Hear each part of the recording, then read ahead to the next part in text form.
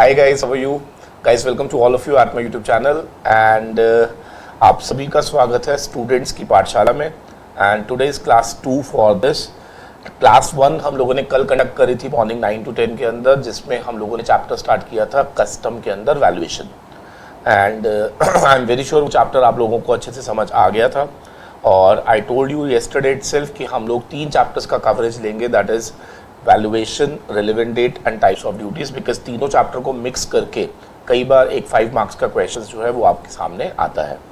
ठीक है सर, तो आज का जो टारगेट है that is to cover relevant date and to cover your types of duties, so that हम लोग आज की क्लास के बाद कोई भी practical questions on custom valuation अगर आएगा तो हम उसको ईजिली हैंडल कर सकेंगे।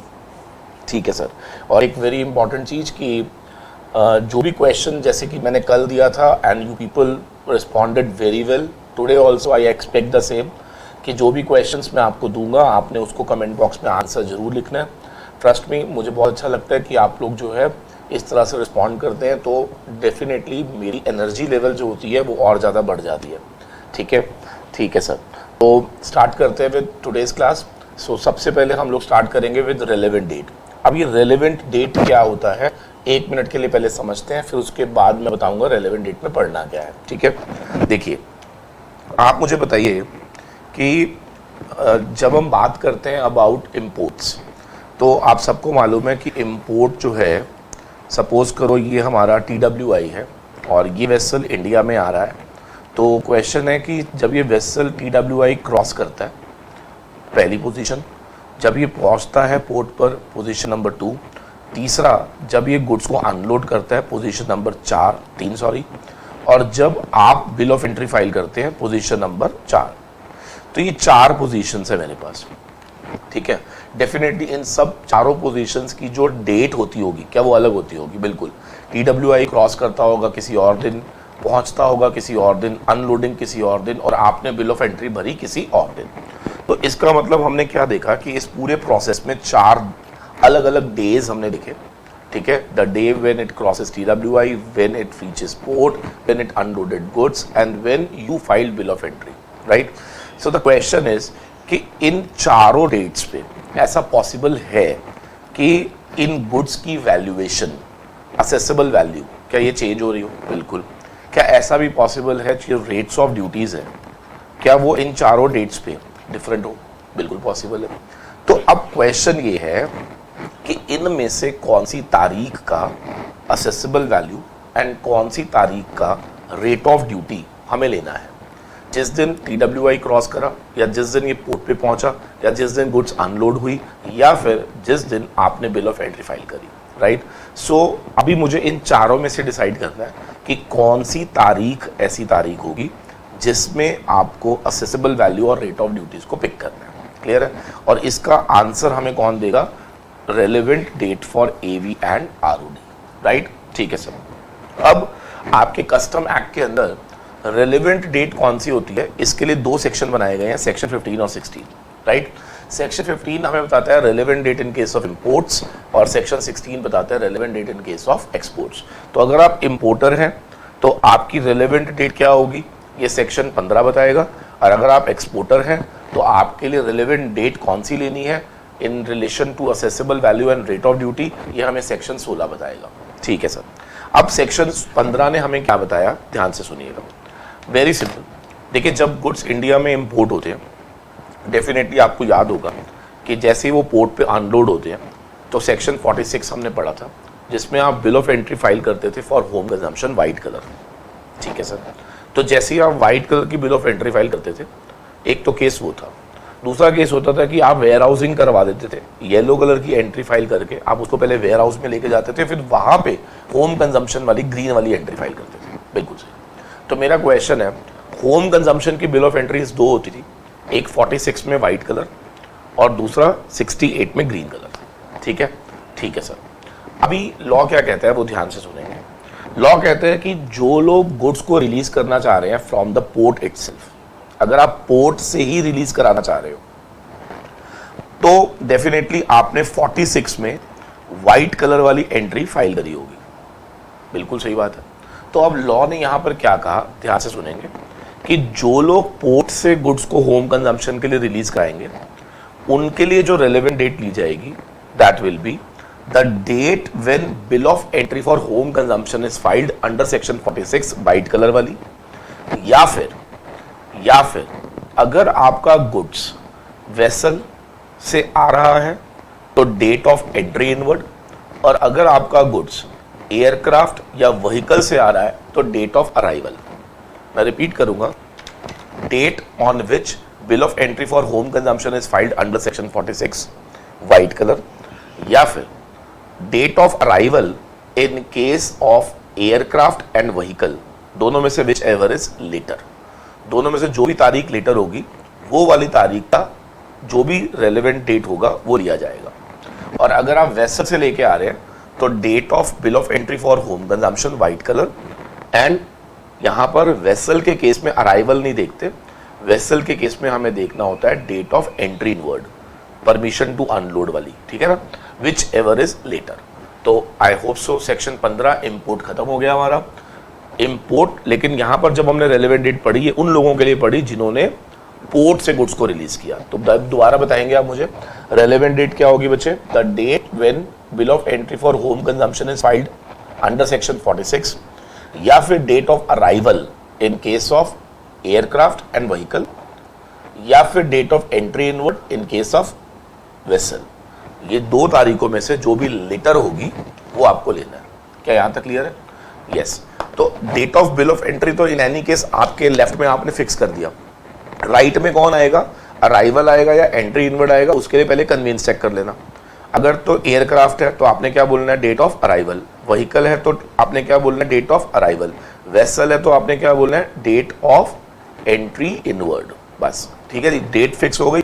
अब ये भी डेट फिक्स हो गई, ये भी डेट फिक्स हो गई, विच एवर इज लेटर। ठीक है सर। दूसरा, अगर मैं ये कहूं कि मुझे सपोज अभी मुझे रिलीज नहीं करवाना, पहले मैं वेयर हाउस भिजवाऊंगा और वहां से रिलीज कराना है, तो लॉ कहता है कोई बात नहीं, फिर उसके लिए आपने जिस दिन सेक्शन 68 में होम कंजम्पशन की बिल ऑफ एंट्री फाइल करी होगी ना, वो वाली तारीख बस आप ले लेना, ठीक है ना, उसमें लेटर वेटर कुछ नहीं देखना। ठीक है सर। तो सेक्शन 15 फिनिश। लेकिन आपको शायद याद होगा कि सेक्शन 15 जो था ना वो अप्लाई नहीं होता था अगर गुड्स का इंपोर्ट एज अ बैगेज हो रहा है या एज अ पोस्ट हो रहा है, क्योंकि पोस्ट और बैगेज के केस में रेलेवेंट डेट हमने पोस्ट और बैगेज के चैप्टर में ही पढ़ी थी, ठीक है ना। तो यहाँ पर हम लोग बैगेज और पोस्ट की बात नहीं कर रहे हैं, ठीक है। इसके अलावा जब इंपोर्ट होता है तो सेक्शन 15 अप्लाई हो जाता है। और सेक्शन 16 ने क्लियरली कर दिया कि एज पर section 16 in case of exports आपको कब रेलेवेंट डेट पिक करनी है। लॉ कहता है कि जब आप गुड्स को एंटर करते हो ना बाय फाइलिंग शिपिंग बिल या बिल ऑफ एक्सपोर्ट, ठीक है, गुड्स को एंटर करते हो for export by filing shipping bill या बिल ऑफ एक्सपोर्ट, तो relevant date will be the date when let export order LEO या let ship order will be issued, ठीक है ना। तो LEO जिस दिन इशू होगा उस दिन जो भी आपका रेट ऑफ ड्यूटी या वैल्यू होगा वो आपको पिक करना होगा।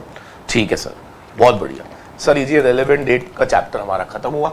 सेक्शन 15 सेक्शन 16 वेरी सिंपल, इसने हमें बता दिया कि कौन सी तारीख का असेसेबल वैल्यू और कौन सी तारीख का रेट ऑफ ड्यूटी आपको पिक करना चाहिए।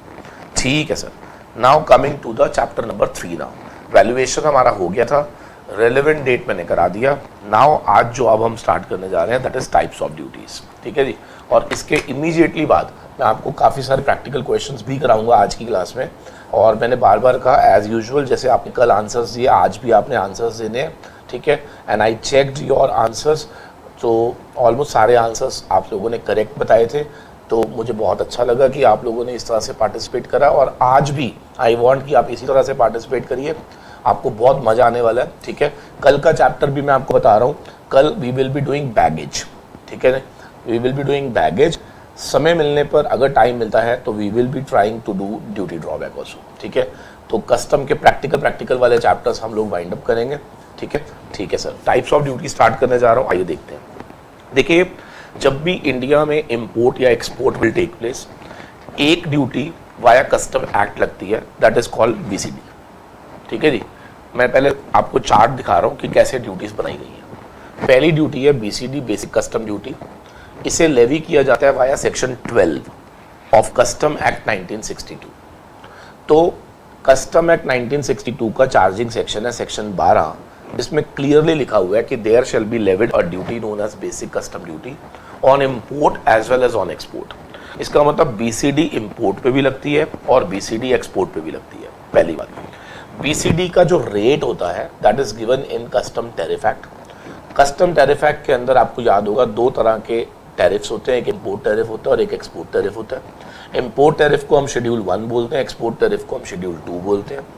इम्पोर्ट टैरिफ की जब हम बात करते हैं तो उसके अंदर आपको BCD rates on imported goods मिलेगा और BCD rates on export goods मिलता है आपको किस पर, शेड्यूल 2 पर। ठीक है सर। और इसके अलावा एक वेरी इंटरेस्टिंग पॉइंट वो ये कि बीसीडी का जो रेट होता है, लेट्स से मैंने आपको दे दिया 12%, वो आपने अप्लाई किस पे करना होता है, ऑन एवी। एवी क्या है, जो मैंने आपको कल सिखाई थी। ठीक है जी। तो आपको पहले असेसेबल वैल्यू निकाल लिया आपने, 1 लाख रुपए आ गई, उस पर आपने बीसीडी अप्लाई करना। और बीसीडी का रेट कहाँ से लिया हमने, कस्टम टैरिफ एक्ट से। अगर इंपोर्ट करा है तो शेड्यूल 1 से लिया, एक्सपोर्ट करा है तो शेड्यूल 2 से लिया। That's it. तो ये हमारी फर्स्ट ड्यूटी है बच्चे। ठीक है जी। तो पहली बेसिक ड्यूटी कौन सी है, basic custom duty levied via section 12 of custom act. तो पहली ड्यूटी जो हमारी इंडिया में लगाई गई थी उसका नाम था बेसिक कस्टम ड्यूटी, जो कि कस्टम एक्ट से लेवी की गई थी। यहां तक क्लियर? ठीक है सर। अब इसके बाद इंपोर्ट पे, मैं सिर्फ वर्ड यूज कर रहा हूं, इंपोर्ट पे और भी ड्यूटीज लाई गई, और ये जो बाकी ड्यूटीज लाई गई थी वो लाई गई थी वाया कस्टम टैरिफ एक्ट 1975 और फाइनेंस एक्ट 2018। तो इसका मतलब अब हम यहां पर अदर ड्यूटीज की बात करेंगे, उसके लिए कस्टम टैरिफ एक्ट 1975 और फाइनेंस एक्ट 2018 ये आपने रेफर करना है। ठीक है जी। ठीक है सर। तो अब पहले मैं कस्टम टैरिफ एक्ट की सारी ड्यूटी सिखाने जा रहा हूं, फिर मैं फाइनेंस एक्ट की सारी ड्यूटी पढ़ाऊंगा। जब ये सारी ड्यूटीज हम पढ़ लेंगे तो उसके बाद हमें करना है प्रैक्टिकल क्वेश्चंस। ठीक है जी। ठीक है सर। चलिए, कस्टम टैरिफ एक्ट के अंदर जो ड्यूटीज लगाई गई थी, वैसे तो कस्टम टैरिफ एक्ट के अंदर सीवीडी, स्पेशल सीवीडी, इस तरह की ड्यूटीज भी थी। ठीक है जी। लेकिन ये ड्यूटीज अब आपके लिए इंपॉर्टेंट नहीं है, हालांकि ये अभी भी है, लेकिन ये ड्यूटीज जो थी ना, that was to counter balance excise and VAT in India. ठीक है। अब आपको भी मालूम है कि इंडिया के अंदर एक्साइज वैट जो है वो अब एबॉलिश हो चुका है, और हालांकि है भी तो बहुत फ्यू आर्टिकल्स पर है। ठीक है ना। तो इसका मतलब ये हो गया कि पेपर में ना जब से जीएसटी आया है तब से कस्टम के अंदर कभी भी सीवीडी और स्पेशल सीवीडी पे क्वेश्चंस नहीं पूछे गए हैं। रीजन, क्योंकि मैं बता रहा हूं आपको फिर से कि सीवीडी और स्पेशल सीवीडी ऑल्दो है, बट इसका जो इम्प्लीकेशन है वो बहुत कम हो चुका है। Reason, because this is only on selected articles. तो जब कोई चीज सिलेक्टेड आर्टिकल्स पे होती है तो वो हमारे एग्जामिनेशन पॉइंट ऑफ व्यू से बहुत ज्यादा इंपॉर्टेंट नहीं हो जाती। ठीक है। तो ये दोनों अभी हम लोग डिस्कस नहीं करेंगे, अब हम डिस्कस करेंगे apart from this rest of the duties को। क्लियर है? ठीक है सर। देखिए, कस्टम टैरिफ एक्ट के अंदर सेक्शन 3 सबसेक्शन 7 में ड्यूटी जो इम्पोज की गई दैट इज आईजीएसटी। ठीक है जी। अब ये आईजीएसटी क्यों लाई गई, उसका पर्पस क्या है, उसका रेट क्या होगा और किस वैल्यू पे लगेगी, ये 3 क्वेश्चन है। पहला, देखिए, इंडिया में जब कोई प्रोडक्ट बनकर सप्लाई किया जाता है तो उस पर आईजीएसटी लगता है, ये सबको मालूम है आपको।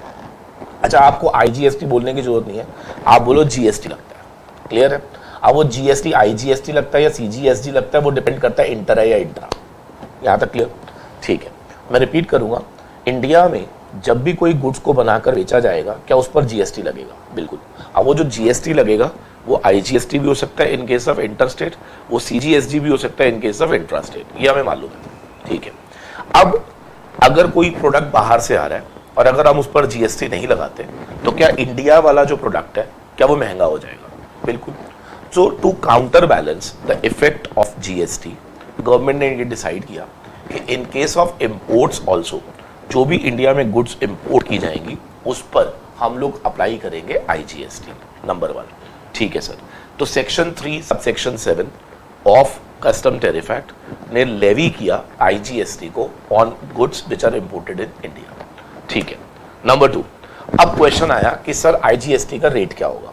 तो गवर्नमेंट ने क्लियर किया, क्योंकि इसका इंटेंट जो था that was to counter balance IGST या GST on like article in India, तो जो भी उसका रेट होगा सेम रेट इस प्रोडक्ट का होगा। मतलब ये, अगर इंडिया में मान लो पेन इंपोर्ट होता है तो इसका IGST रेट क्या होगा, जो GST रेट इसी आर्टिकल का इंडिया में आपका शेड्यूल में आएगा। तो अगर शेड्यूल में इस पर 18 है तो आपका IGST rate for custom duty भी 18% होगा। ठीक है सर, तो जहां तक सवाल है रेट का, IGST rate on like article on it supply in India हमको लेना होगा। ठीक है, अब अगला जो वेरी इंपॉर्टेंट मुद्दा है दैट इज वैल्यू, कि किस वैल्यू पर ये रेट अप्लाई होगा। ठीक है ना, वेरी इंटरेस्टिंग, किस वैल्यू पर ये रेट आपको अप्लाई करना है। ठीक है, तो अब इसका भी आंसर सुन लीजिए। जब इन्होंने हमसे पूछा कि किस वैल्यू पर रेट अप्लाई करना है तो उसके लिए हमारे पास दो सब सेक्शन है, 38 और 38A। 38 और 38A। 38 कब लगता है, 38A कब लगता है, पहले डिफरेंस समझ लीजिए। देखिए मान लीजिए मिस्टर एक्स इंपोर्टर है, ठीक है, इन्होंने गुड्स को इंपोर्ट किया और यही क्लियर भी करवा रहे हैं, क्लियरेंस भी यही करवाएंगे। तो इसका मतलब आपने माल बेचा नहीं है, आप खुद ही गुड्स को लेकर आए और खुद ही क्लियरेंस करवा रहे हो। देखिए आपको मालूम होगा कि हर व्यक्ति के पास एक ऑप्शन होती है कि वो गुड्स को क्लियर करवाने से पहले ही डायरेक्ट किसी और को बेच सकता है। ठीक है ना, ये एक ऑप्शन होती है, हमेशा याद रखना। ठीक है सर, तो अब हम बात कर रहे हैं कि मिस्टर एक्स जो था उसने गुड्स को इंपोर्ट किया और गुड्स को इंपोर्ट करने के बाद उसने क्या किया, गुड्स को उसने इंपोर्ट करा और गुड्स को इंपोर्ट करने के बाद जो है उसने उसको खुद ही क्लियर करवा दिया। तो आपने 38 लगाना है। लेकिन अगर उसने गुड्स को इंपोर्ट करा लेकिन वेयर हाउस में उसने किसी को बेच दिया, मिस्टर वाई को बेच दिया, तो वैल्यूएशन 38A बताएगा। ठीक है ना, तो IGST किस वैल्यू पे लगता है, या तो 38 बताता है या 38A बताता है। मैं रिपीट करूंगा, फिर से बताएंगे। 38 का बताएगा, एक्स ने परचेज करा ना, इंपोर्ट करा और उसी ने क्लियर करा, तो 38।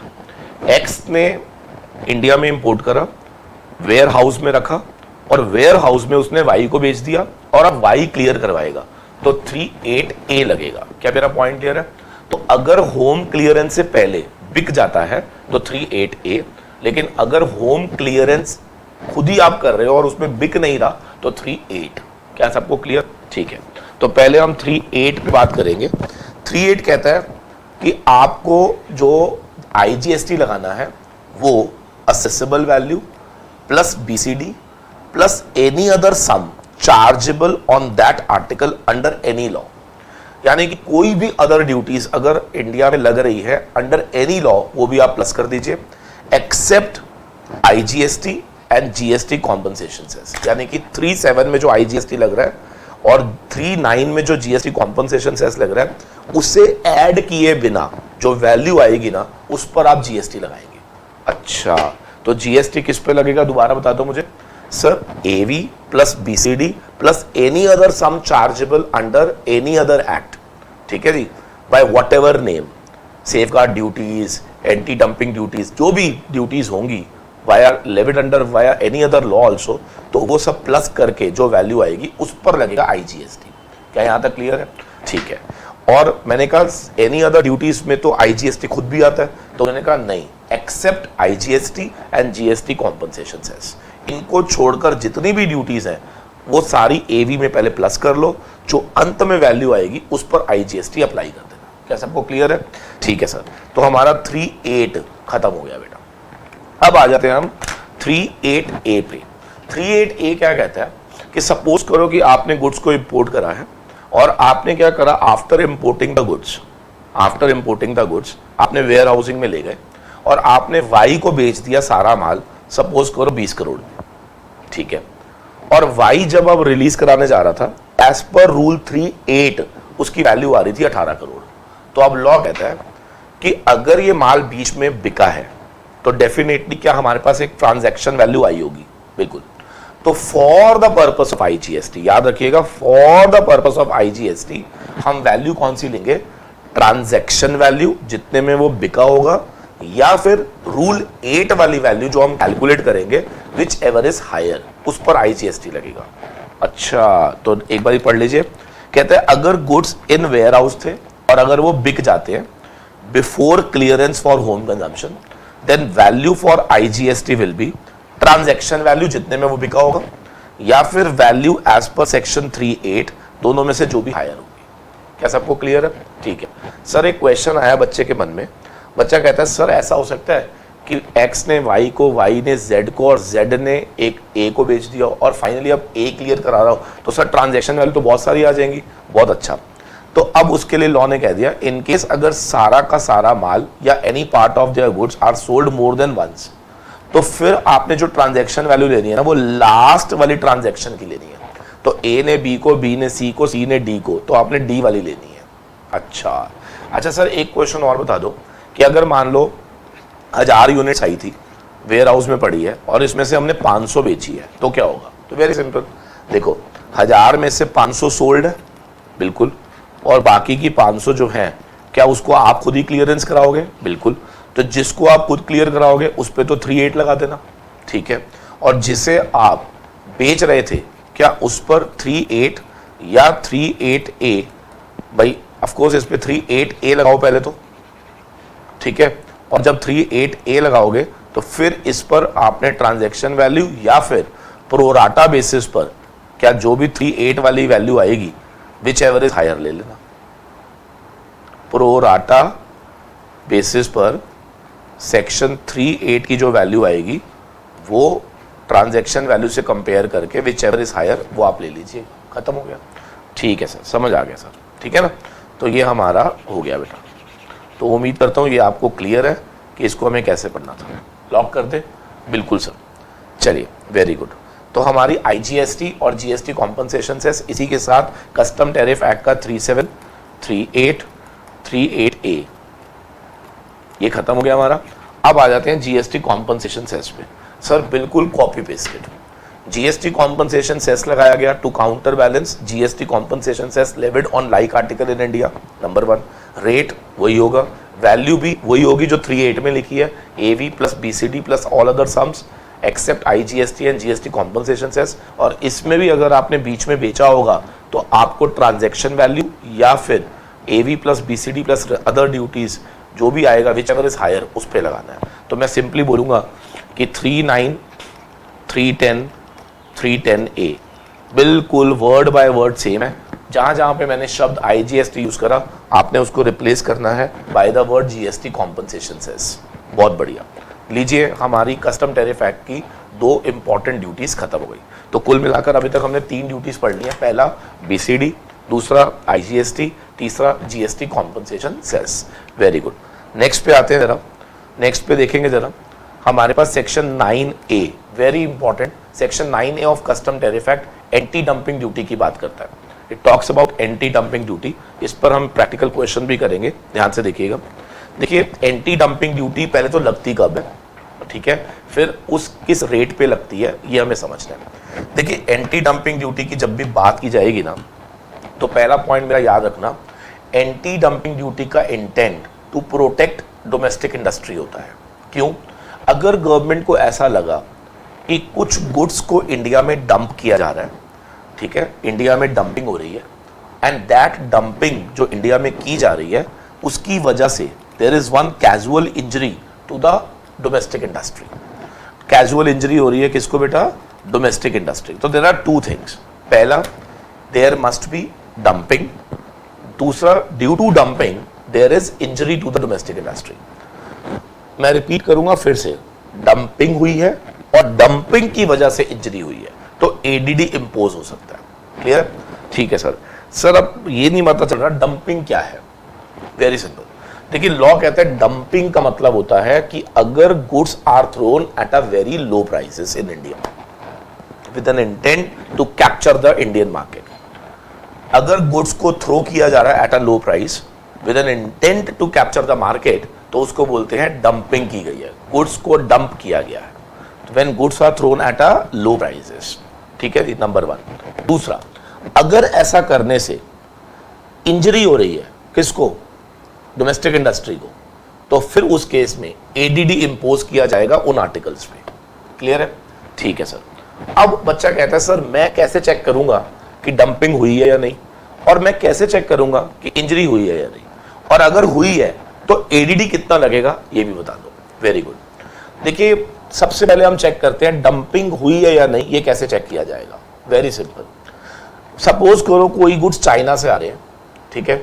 तो चाइना से अगर कोई गुड्स आ रहे हैं तो डेफिनेटली क्या चाइना की मार्केट में वो नॉर्मली किस वैल्यू पे सोल्ड हो रहे हैं, पहले ये चेक कर लो आप। सपोज करो कोई प्रोडक्ट चाइना से आ रहा है और वो वहां पर 100 रुपए का बिक रहा है उनकी मार्केट में, और वही प्रोडक्ट इंडिया में जब मंगाया जाता है तो उसका एक्सपोर्ट प्राइस मात्र 80 रुपए होता है। यहां पे एक्सपोर्ट प्राइस से मेरा मतलब है FOB, free on board price. मैं रिपीट करूंगा, मान लीजिए हमने ये सेल चाइना से इंपोर्ट करा, ठीक है।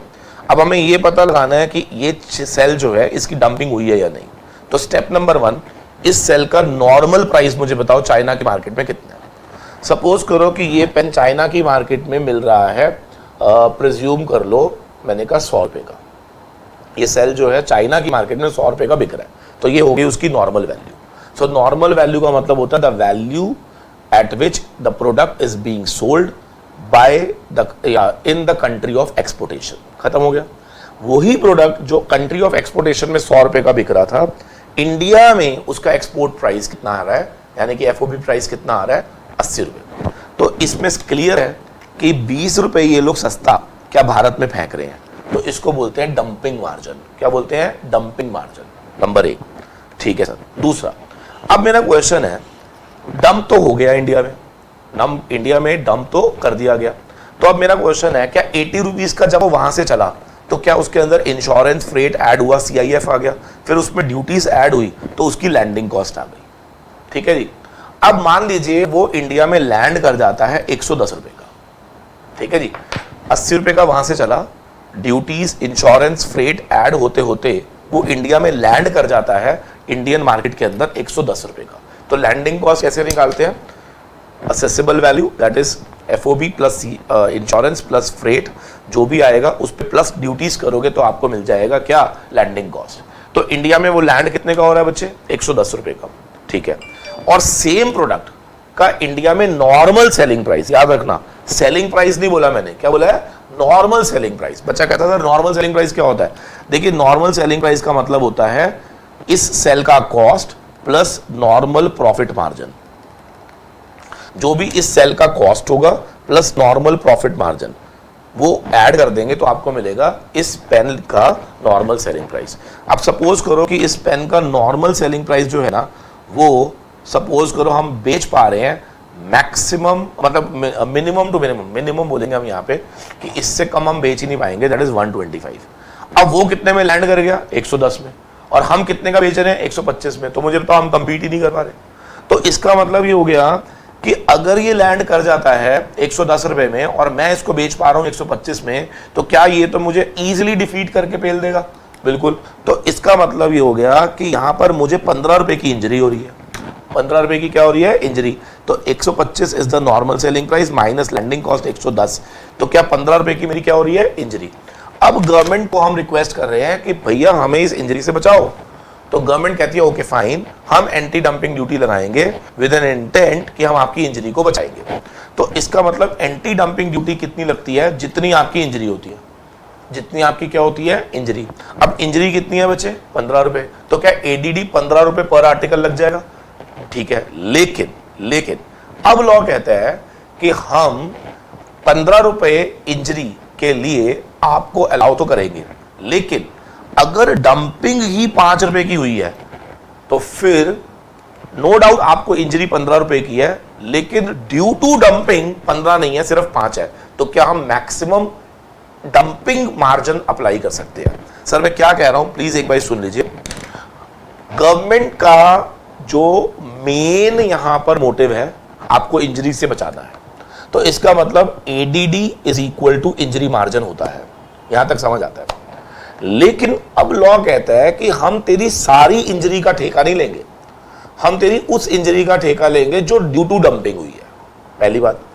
इसका मतलब ये हो गया, अगर तो डंपिंग हुई है सिर्फ 5 रुपए की और इंजरी हुई है 15 रुपए की, तो गवर्नमेंट कहती है कि भैया हम पूरा 15 नहीं ऐड कर सकते, क्योंकि हम बात कर रहे हैं इंजरी ड्यू टू डंपिंग। तो जब डंपिंग ही 5 की हुई है तो मैक्सिमम ADD 5 रुपए होगा। इसका मतलब ये हो गया कि जब भी आपसे कोई पूछे ADD कितना लगता है, तो आपने पहले क्या बोलना है? Injury margin. But in any case it can not be more than dumping margin. Sir एक एग्जांपल देता हूं मैं, देखो सपोज करो इंजरी आ रही है 15 रुपए की और डंपिंग है ही नहीं, तो लॉ कहता है सॉरी एडीडी लगेगा ही, क्योंकि हमने पहले ही बोला injury due to dumping, injury due to dumping. अब जब डंपिंग है ही नहीं तो फिर जो इंजरी हो रही है वो डंपिंग की वजह से हो ही नहीं रही, क्या ये किसी और वजह से हो रही है, तो फिर एडीडी नहीं लगेगा। ठीक है, सेकेंड केस, इंजरी 20 रुपए और डंपिंग 15 रुपए, तो अब लॉ क्या कह रहा है, नो डाउट तेरी इंजरी 20 है लेकिन डंपिंग तो मैक्सिमम कितनी हुई है 15, तो हम 15 रुपए से ऊपर तो एडीडी लगा ही नहीं सकते। ठीक है, तीसरा, इंजरी हुई है 20 रुपए की, डंपिंग हुई थी 40 रुपए की। अब आप मुझे बताओ, गवर्नमेंट ने ठेका लिया हुआ है इंजरी का, तो गवर्नमेंट कहती है पूरा 20 रुपए हम कर देंगे, क्योंकि यस ये पूरा का पूरा 20 जो है वो डंपिंग की वजह से ही है, तो हम सारा ऐड कर देंगे। क्या समझ आ रहा है कुछ?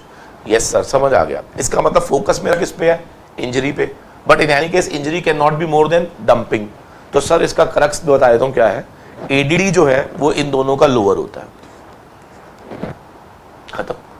ठीक है ना, लेकिन पेपर में अगर आ जाए ना तो एडीडी कितना, तो आपने लिखना है injury margin subject to maximum of dumping margin, ऐसे लिखते हैं। ADD is equal to injury margin subject to maximum of dumping margin. Clear है? ठीक है सर, और मैं रिपीट करूंगा कि ये निकालते कैसे हैं। देखो फिर से रिपीट करूंगा, सबसे पहले निकालना है हमें डंपिंग। डंपिंग निकालने का मतलब चेक करो इंडिया में सस्ता आया या नहीं आया। कैसे पता लगेगा? उनका वहां का नॉर्मल वैल्यू और वहां का एक्सपोर्ट प्राइस, दोनों का डिफरेंस ले लो, वो आ जाएगा हमारा डंपिंग।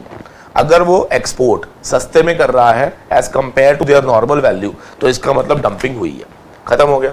अब एफओबी को लैंडिंग कॉस्ट बनाओ, कैसे? उसमें इंश्योरेंस, फ्रेट, ये सब मैंने सिखाया हुआ कितना जोड़ना है, और उसके बाद उसमें ड्यूटीज जोड़ देना। ड्यूटीज तो मैं अभी आज सिखाऊंगा आपको समझ आ जाएगा।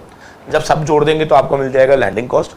अगर सब जोड़ने के बाद भी उसकी जो लैंडिंग कॉस्ट है हमारे नॉर्मल सेलिंग प्राइस से कम आ रही है, सेलिंग प्राइस नहीं बोला मैंने, क्या बोला है? Normal selling price. Normal selling price क्या होता है? Cost of production plus normal GP margin से अगर कम आ रही है तो लॉ कहता है बहुत क्लियरली कि इसका मतलब इंजरी है। अब जब पता चल गया डंपिंग भी है और इंजरी भी है, तो एडीडी कितना लगेगा? Equal to injury margin. और अगर in any case this injury margin cannot be more than dumping margin, ये आपने ध्यान रखना है। ठीक है जी, तो फाइनली एडीडी हमारा खत्म हो गया। I am very sure section 9A is clear to everyone. ठीक है जी, तो दो फॉर्मूले लगेंगे, normal value minus export price to find out dumping margin, landing cost और नॉर्मल सेलिंग प्राइस। तो नॉर्मल सेलिंग प्राइस ज्यादा होगा माइनस लैंडिंग कॉस्ट का difference is your injury, and ADD is equal to injury margin subject to maximum of dumping margin. Very good, बहुत बढ़िया। अब आ जाते हैं नेक्स्ट पे। इसके बाद सेक्शन 9 में लगती है बच्चे सीवीडी ऑन सब्सिडाइज्ड आर्टिकल्स। कई बार क्या होता है, एक्सपोर्ट कंट्रीज जो होती है ना, वो वहाँ की जो सरकार है गुड्स को सस्ता करने के लिए उन लोगों को, एक्सपोर्टर्स को सब्सिडीज दे देती है। अब इंडिया में section 9 of custom tariff act के अंदर ये कहा गया कि अगर कोई भी प्रोडक्ट सब्सिडाइज्ड होकर इंडिया में आता है तो हमारे पास एक पावर है, वो क्या कि हम इस सब्सिडाइज्ड आर्टिकल को महंगा करने के लिए to counter balance the effect of subsidy हम ड्यूटी लगा सकते हैं। लेकिन याद रखना, ये जो भी आप ड्यूटी लगाओगे वो सब्सिडी से ज़्यादा नहीं होनी चाहिए। अगर वहाँ पे सब्सिडी 2 रुपये है तो आप 2 रुपये तक ड्यूटी लगाकर क्या सब्सिडी के इफेक्ट को खत्म कर सकते हो, ताकि जो इंटेंट उस सरकार का था कि इंडिया में प्रोडक्ट सस्ता आए, क्या हम ड्यूटी लगाकर क्या उसको काउंटर बैलेंस कर देंगे। ठीक है जी, ठीक है सर।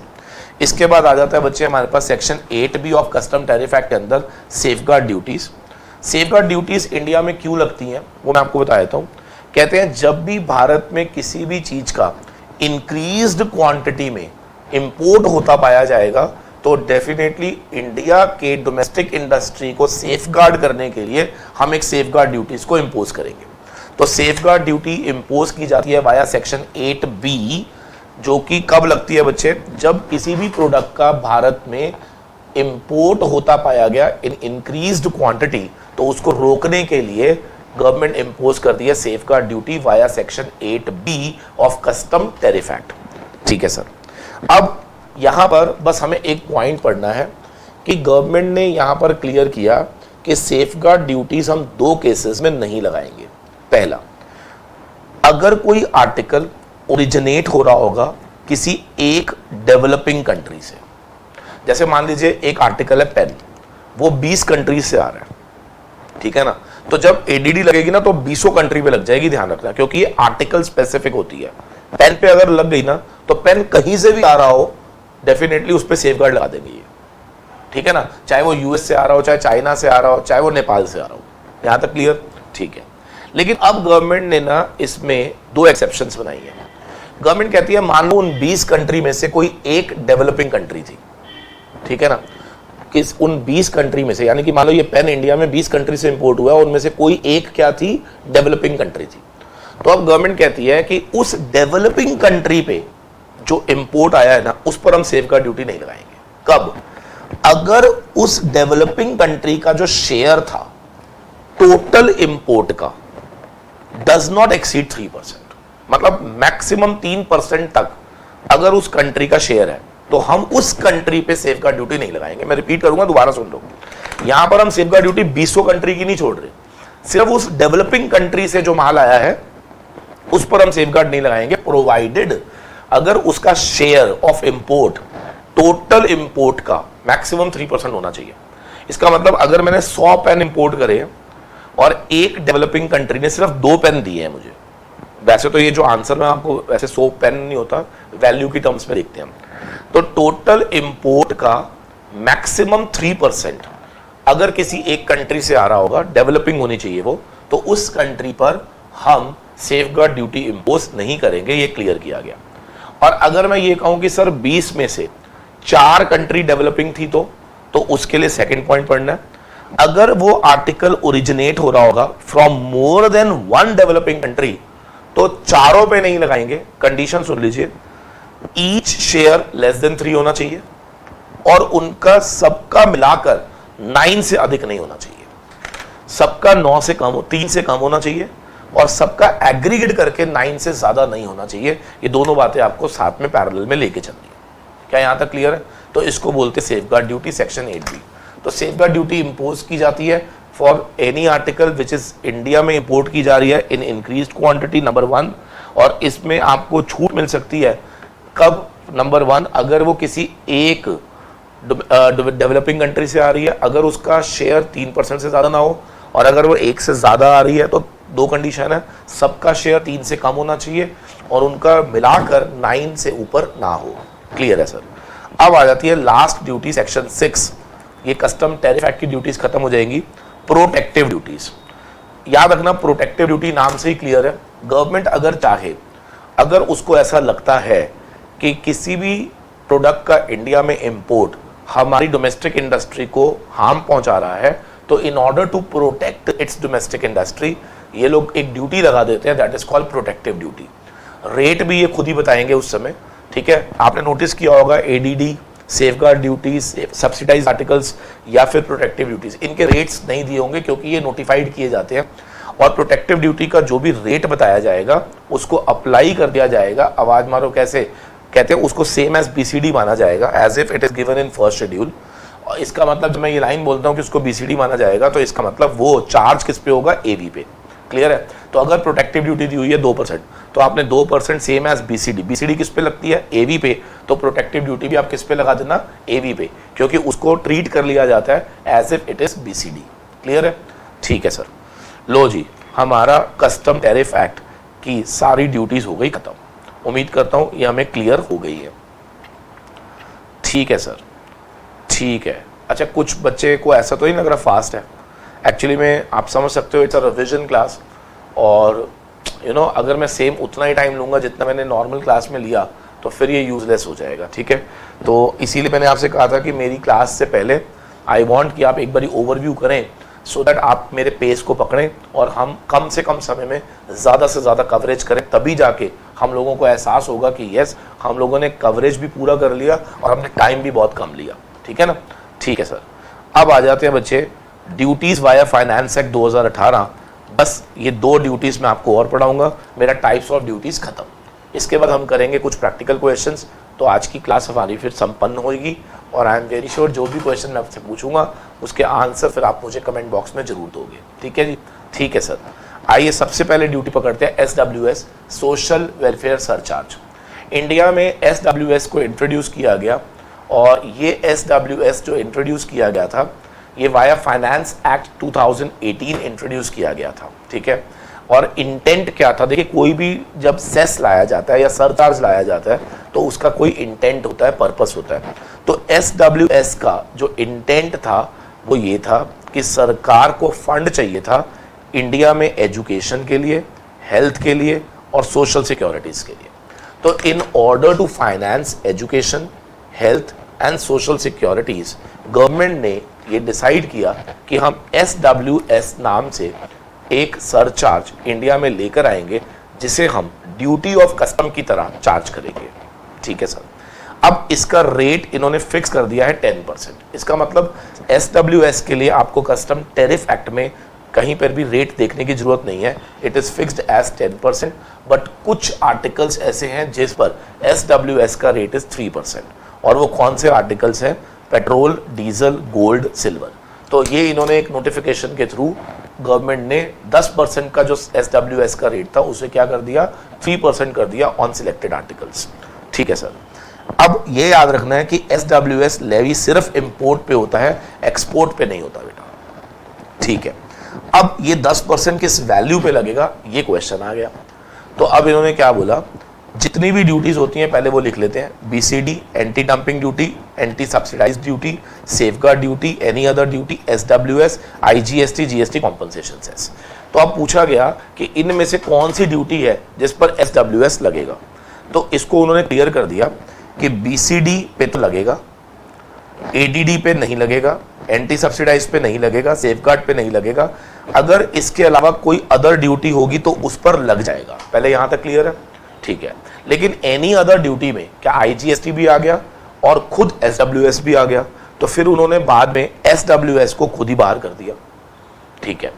अब IGST क्या इंक्लूड हो गया था, बाद में एक एग्जम्पशन नोटिफिकेशन लाया गया जिसमें IGST और GST कॉम्पनसेशन को एग्जम्प्ट कर दिया फॉर लेवी ऑफ SWS। तो क्रक्स ऑफ द स्टोरी, कुछ पहले से एक्सक्लूडेड थे और IGST और GST कॉम्पनसेशन सेस पहले इंक्लूडेड था, बाद में बाय एग्जम्पशन नोटिफिकेशन क्या उसे भी एक्सक्लूड कर दिया गया।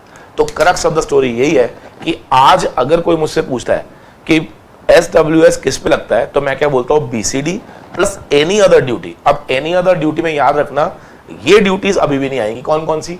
ना तो एंटी डंपिंग ड्यूटी आएगी, ना एंटी सब्सिडाइज्ड आर्टिकल ड्यूटी आएगी, ना ही आपकी सेफगार्ड ड्यूटी आएगी और ना ही IGST और GST। तो फिर एनी अदर ड्यूटी में कौन बचा?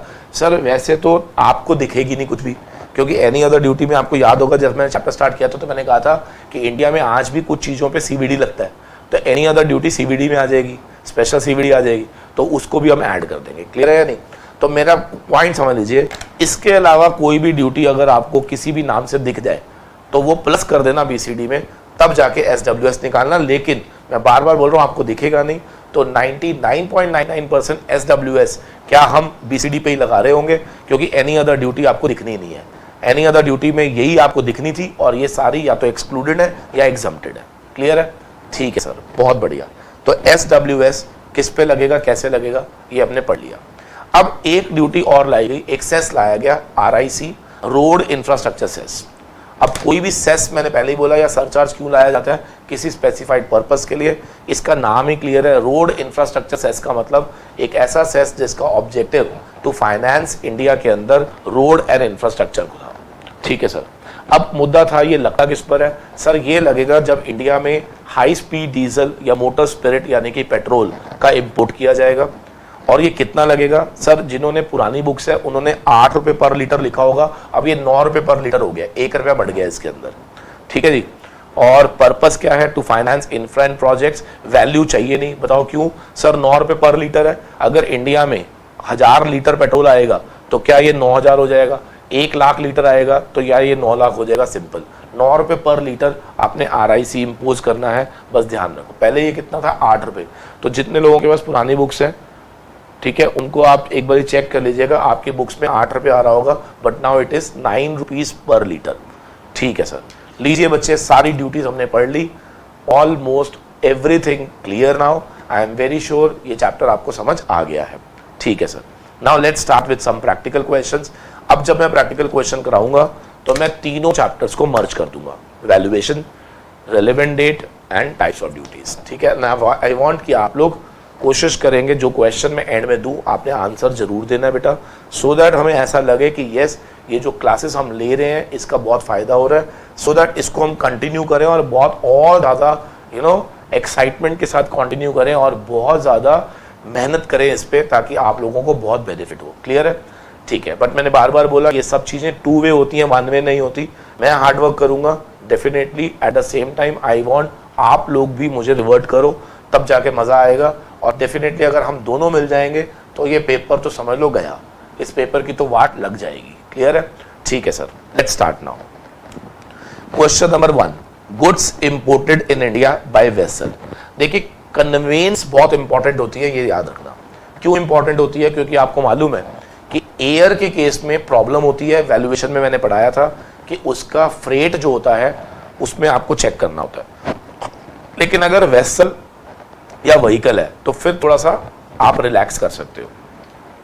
तो फिलहाल ये वेसल से आया है। ठीक है, CIF वैल्यू दी हुई है $1.5 लाख। अब कल जब मैंने क्वेश्चन कराया था तो मैंने कहा था कि जब जब CIF दिया हो तो उसको पहले FOB बनाओ, दोबारा CIF बनाओ, लेकिन वो कब? जब बाय एयर होता है। लेकिन अगर बाय वेसल है तो सर आपको कुछ नहीं करना, ये एज इट इज पिक कर लो आप। तो आपने कुछ नहीं करना, असेसेबल वैल्यू 1.5 लाख इंटू आपने एक्सचेंज रेट लेना है CBIC का 62 रुपीज़ दिया हुआ है, ये आप ले लीजिएगा। ठीक है? ठीक है सर, ये हमारे पास AV आ गया बेटा। अब ड्यूटीज लगानी है BCD का रेट कितना है? 10%। तो मैंने क्या बोला, BCD लेवी किस पे होती है? AV पे। तो मेरे बच्चे जो भी AV ऊपर आएगा क्या उसका 10% कर देना, तो क्या ये वैल्यू आ जाएगी? बिल्कुल सही है। ये मैं ऐसे भर रहा हूं, आपने मुझे नीचे कमेंट बॉक्स में कंप्लीट करके आंसर देना। ठीक है? 10% ऑफ AV जो भी आएगा क्या वो हमारा BCD आ जाएगा? ठीक है, तो ये हमारा BCD आ गया जो भी आया। ठीक है, SWS दिया हुआ है 10%। तो मैंने पहले ही बोला था कि आपको एनी अदर ड्यूटीज दी नहीं होंगी, तो क्या SWS 10% में हमेशा जो भी मेरा BCD आया होगा क्या वही ले लूँगा और उसका 10% कैलकुलेट करके क्या मैं यहाँ लिख दूंगा? So simple. ठीक है, अब आ जाओ IGST। अब IGST किस पे लगता है? सर 18% रेट है इनटू मैंने क्या कहा था, AV plus BCD plus any other sum. क्या एनी अदर सम में SWS आएगा? बिल्कुल। तो आप तीनों को प्लस करके क्या उसका 18% ले लेना, क्या IGST भी आ गया? बहुत बढ़िया सर। GST कॉम्पनसेशन सेस निल है, तो लीजिए तीनों को प्लस कर देना, क्या ये मेरी ड्यूटीज आ जाएगी? ठीक है जी। तो आपने फर्स्ट क्वेश्चन के कमेंट बॉक्स में क्या लिखना है, आपका AV कितना है और आपका टोटल ऑफ ड्यूटीज कितना है। ठीक है जी, ये आपका काम है, ये कैलकुलेट करना है आपने। अपने हाथ से जब करोगे ना कॉन्फिडेंस आएगा। मैं रिपीट कर रहा हूँ, AV के लिए CIF दिया हुआ था तो परेशानी थी नहीं, तो हमने सिंपली जो CIF था इनटू एक्सचेंज रेट करा। एक्सचेंज रेट किसका लेते हैं? CBIC का, ये मैंने कल बता दिया था। खत्म हो गया। ठीक है, वंस आई गेट AV, अब इसमें मुझे ऐड करना था BCD। BCD का रेट डेफिनेटली गिवन है, ऑन असेसेबल वैल्यू आप कर दीजिए, खत्म हो गया। तो BCD आ गया। फिर आ गया SWS। SWS का फॉर्मूला है SWS will be levied on BCD plus any other duty, but any other duty में कुछ एक्सक्लूडेड थी, कुछ एग्जम्प्टेड थी। तो अब आप मुझे बताओ जो एक्सक्लूडेड थी वो कौन कौन सी थी? ADD, सेफगार्ड, एंटी सब्सिडाइज्ड, ये सब हट गई। और एग्जम्प्टेड कौन सी थी? IGST। तो मैंने पहले ही बोला एनी अदर ड्यूटी में सही मायने में कोई बची नहीं। हाँ, अगर CVD वगैरह दिया होगा तो मैं ले लेता। ठीक है, तो एनी अदर ड्यूटी में जब कोई बची नहीं तो फिर कोई दिक्कत ही नहीं है, तो क्या खाली BCD पर ही SWS लगा दो? लगा दिया सर। अब IGST किस पे लगता है? AV plus BCD plus all other sums levied under any other act, तो वो आपने प्लस कर दिया, तो यहाँ पर आ गया IGST।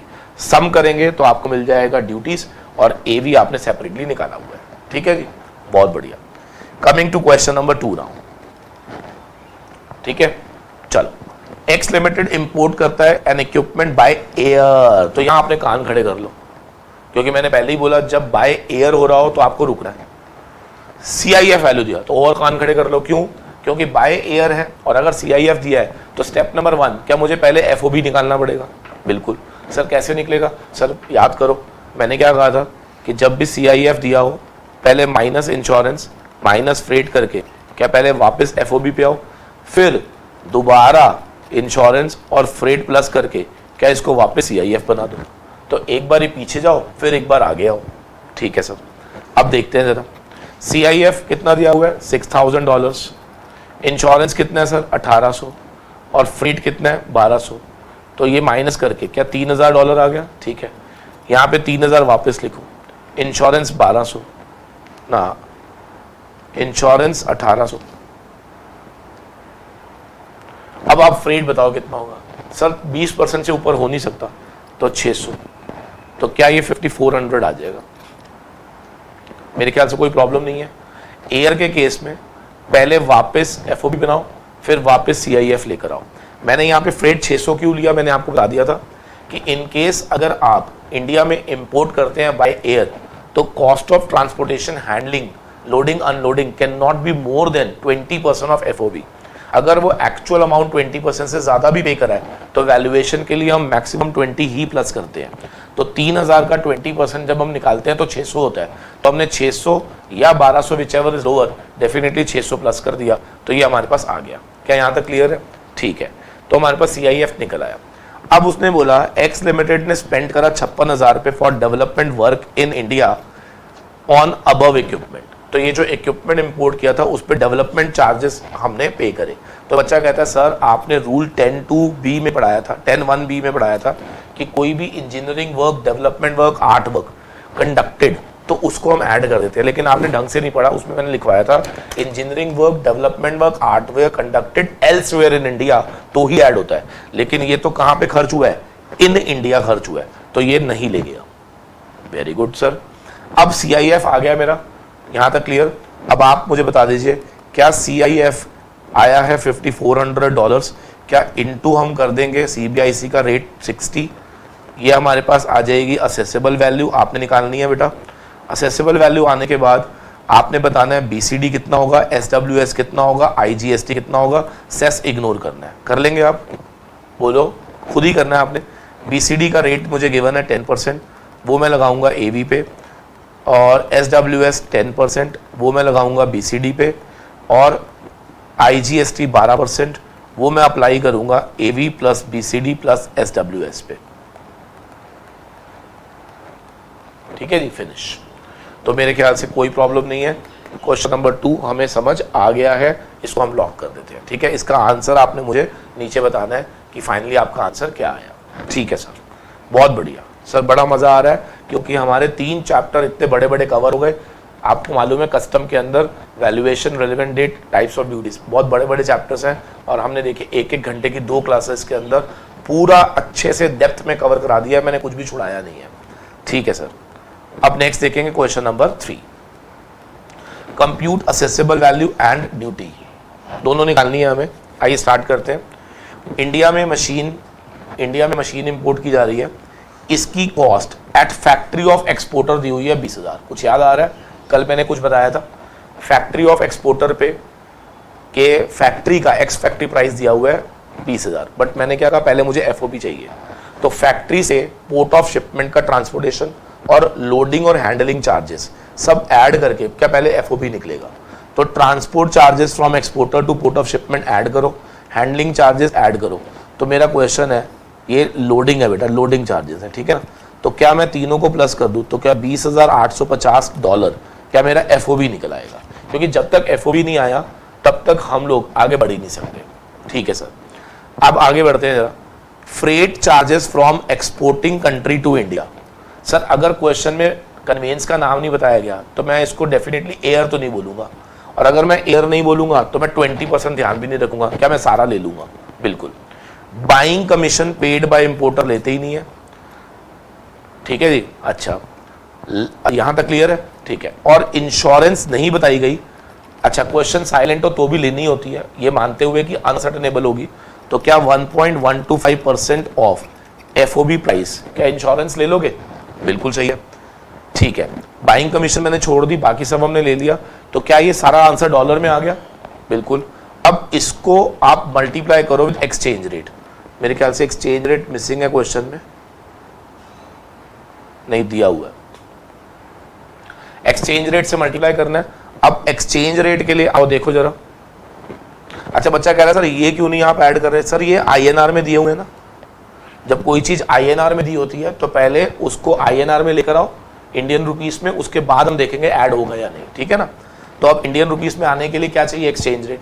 अब एक्सचेंज रेट देखो वो क्या कह रहा है, वो कह रहा है हमने एंट्री फाइल करी थी 20 जनवरी को और हमारा एंट्री इनवर्ड आया था 25 मार्च को। वेसल से माल आया होगा तभी एंट्री इनवर्ड लिखा है इसने, ठीक है। मेरा क्वेश्चन है, एंट्री फाइल हुई थी 20 जनवरी को और एंट्री इनवर्ड ग्रांट हुई थी 25 मार्च को। जब हमने बिल ऑफ एंट्री फाइल करी थी तो उस दिन BCD का रेट 20 था और एक्सचेंज रेट 60 था, और जब एंट्री इनवर्ड फाइल हुई थी BCD का रेट 10 था और एक्सचेंज रेट 65 रुपए था। क्वेश्चन मेरा यह है कि एक्सचेंज रेट कौन सा लेंगे? Sir whichever is later. No, exchange rate तो मैंने कल सिखाया था, date on which bill of entry under 46 is filed, बस इतना ही बताया था, लेटर वेटर कुछ नहीं बताया था।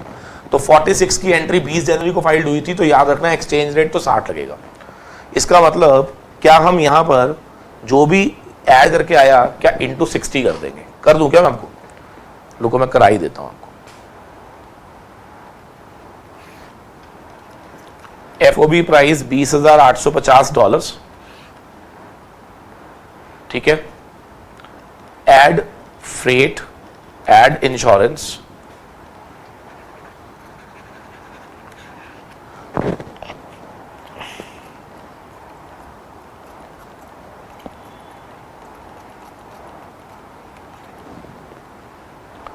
इंश्योरेंस दिया नहीं हुआ,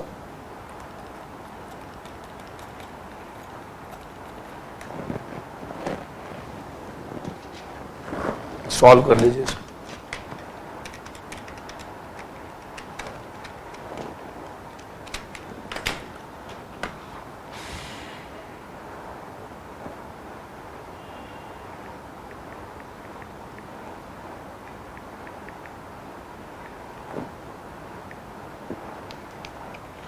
ये if I am not wrong $234.56 आया।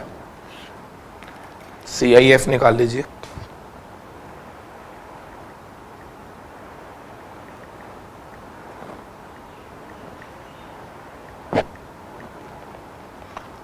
$26084.56, ठीक है। अब इसको आप रुपीस में कन्वर्ट कर दीजिए, उसके लिए एक्सचेंज रेट चाहिए होगा। तो ये हमारे पास आ गया 1565073.6। अच्छा आपको मालूम है जो ड्यूटी होती है वो हमेशा मल्टीपल ऑफ रुपी में होती है इनडायरेक्ट टैक्सेस में। खैर अभी तो हम CIF निकाली हमने, रुपीस में आ गया, ठीक है। अब अभी भी इसमें कुछ फ्रेट ऐसा है जो ऐड होगा, देखो कौन सा? लिटरेज चार्ज 12,000 बिल्कुल ऐड होगा। Freight from port of entry to ICD बिल्कुल नहीं होगा, ट्रांसशिपमेंट है ये, और मैंने परसों बता दिया था कि ट्रांसशिपमेंट वाला ऐड नहीं होता। शिप डैमेज भी ऐड होगा, तो ये 36,000 भी ऐड कर देना आप। तो फाइनल मेरे पास असेसेबल वैल्यू आ जाएगी, ठीक है ना। ये मैंने लिटरेज प्लस डैमेज दोनों प्लस कर दिए, ये AV आ गई मेरे पास। अब क्वेश्चन है कि AV निकला है। अच्छा मैंने एक्सचेंज रेट कौन सा लिया समझ आ गया? एक्सचेंज रेट मैंने लिया है जिस दिन बिल ऑफ एंट्री फाइल होती है, ठीक है सर। अब आप मुझे बताओ, एक बारी AV मिल गया, AV मिल गया, तो अब हम इसके अंदर क्या ऐड करेंगे? BCD, SWS, IGST ये सब करेंगे। तो चेक करो BCD का रेट कितना है? BCD का रेट कितना है? 20%। अच्छा आप बताओ, चलो 20 लेंगे या 10 लेंगे? अभी अभी मैंने बताया सेक्शन 15 इंडिया में गुड्स इंपोर्ट हो रहे हो, और अगर आप सेक्शन 46 में व्हाइट कलर की एंट्री फाइल कर रहे हो तो रेट ऑफ ड्यूटी कौन सा लेते हैं? जिस दिन एंट्री फाइल हुई थी या फिर जिस दिन आपका एंट्री इनवर्ड आया था, विच एवर इज लेटर। तो लेटर तो डेफिनेटली 25 मार्च है, तो आपको 10% लेना है बेटा। तो यहां पर हमने 10% ले लिया।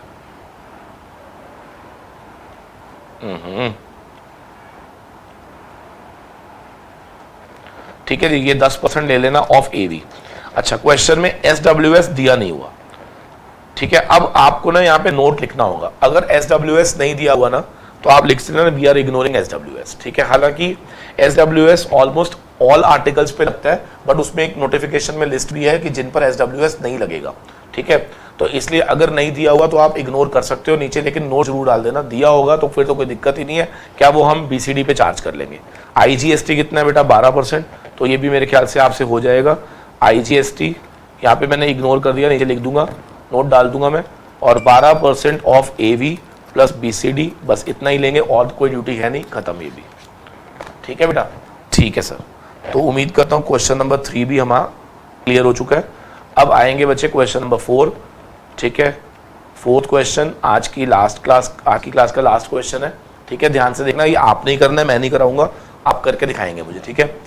FOB प्राइस दिया हुआ है $9,000, इंपोर्ट बाय एयर है। एयर जब भी आए कान खड़े करो, ठीक है। फ्रेट दिया हुआ है $4500, तो डेफिनेटली 20% से ऊपर हो नहीं सकता। और इंश्योरेंस भी दिया हुआ है 1800, तो इंश्योरेंस में तो कोई प्रॉब्लम नहीं है, जितना दिया हो सारा ले लो। तो ये सब प्लस करके क्या पहले CIF निकाल दो, ठीक है। अराइवल ऑफ एयरक्राफ्ट 22 को हुआ था और बिल ऑफ एंट्री हमने 28 को फाइल करी थी, ठीक है। तो अब आप मुझे बस इतना बता दीजिए एक्सचेंज रेट कौन सा लोगे। सर एक्सचेंज रेट हम लेते हैं जिस दिन हम एंट्री फाइल करते हैं, तो 28 का। और रेट कौन सा लोगे, विच एवर इज लेटर, तो लेटर भी बाय डिफॉल्ट क्या है 28, तो इसमें तो हर चीज़ क्या 28 तारीख वाली लेनी है। एक्सचेंज रेट भी कौन सा लेना 28 वाला, और आपने ड्यूटीज़ भी कौन सी लेनी है 28 तारीख वाली। तो यहाँ पर एक्सचेंज रेट 63 ले लेंगे हम, ठीक है। और IGST 12% और BCD 10%। सबको क्लियर है, सिंपल, खत्म हो गया।